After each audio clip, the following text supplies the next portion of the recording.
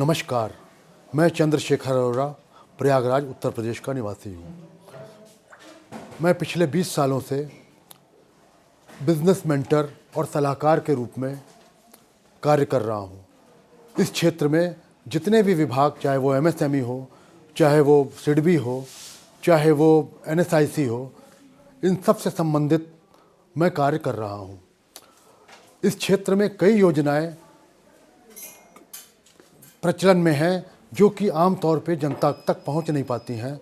मेरा उद्देश्य ये है कि मेरा पैशन भी यही है, मेरा प्रोफेशन भी यही है और मेरा मिशन भी यही है कि मैं अधिक से अधिक लोगों तक अपनी बात पहुंचाऊं और लोग स्वरोजगार की तरफ आगे बढ़ें, क्योंकि सबको नौकरियां देना संभव नहीं है। स्वरोजगार एक ऐसा विषय है जो किसी एक सेक्टर, एक व्यक्ति से नहीं जुड़ा हुआ है। इसमें सभी वर्ग के लोग आ सकते हैं। इसमें जो final year pass out students हैं वो स्वरोजगार की तरफ जा सकते हैं। इसमें लघु उद्यमी, व्यापारी, ट्रेडर्स, ये सब आ सकते हैं। कैसे अपने व्यापार को बढ़ाएं, कैसे व्यापार करें, अब तक जो है इस पर ट्रेनिंग उपलब्ध नहीं थी। अब तक ये होता रहा है कि पारिवारिक चेन के आधार पर लोग परिवार से ही ट्रेनिंग लेते थे। पहली बार ऐसा हो रहा है कि सरकार बड़े स्तर पर ट्रेनिंग दे रही है। स्किल इंडिया कार्यक्रम क्या है? यही है कि लोगों को स्किल्ड बनाया जाए और स्वरोजगार की तरफ उन्मुख हों। इसमें कई संस्थाएं काम कर रही हैं। पॉलिटेक्निक है, आईटीआई है, इंडियन इंडस्ट्री ट्रेनिंग इंस्टीट्यूट, इसमें बहुत बड़े स्तर पे कार्य हो रहा है। लोगों को ये बिल्कुल निराश नहीं होना चाहिए कि मैं कहाँ संपर्क करूँ, मैं किससे संपर्क करूँ।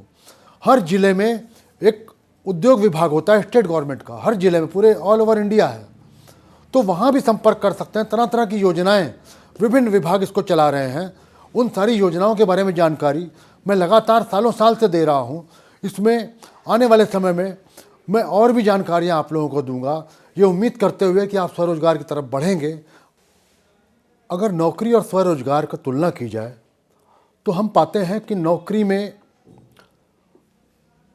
आप किसी दूसरे के लिए काम करते हैं। आपके काम के घंटे का सारा प्रॉफिट किसी दूसरे को जाता है। आपको एक निश्चित आय मिलती है जो कि आज महंगाई को देखते हुए कई बार पूरी नहीं पड़ती है। आपको छुट्टियों का अभाव रहता है। मैंने कई नौकरियों में देखा है कि बड़े बड़े शहरों में काम करने वाले बच्चे अपने घर में आना चाहते हैं तो उनको छुट्टियां भी नहीं मिल पाती हैं। स्वरोजगार में ऐसा नहीं है। आपके सारा मेहनत का प्रॉफिट आपको मिलेगा। इवन आप स्वरोजगार में आप अपने और लोगों को जोड़ के रोजगार दे सकते हैं।